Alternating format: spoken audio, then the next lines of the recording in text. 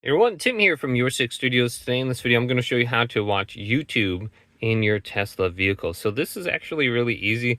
You can just go to the Theater app now and watch it. So if you have premium connectivity or if you're connected on Wi-Fi, right here, I'm connected on Wi-Fi. You could be at like, I don't know, McDonald's or Culver's or something like that, or at your house here and you got your wife throwing out trash or something like that.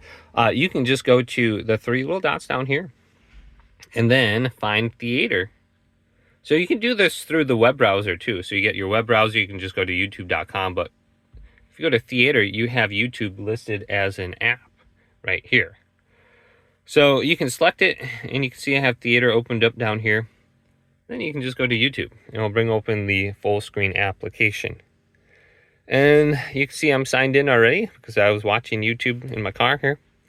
And it would be nice if they update this and I can listen to YouTube directly from here when I'm driving. It'll be nice, and you just swipe down to get rid of it. So you can try it out right there.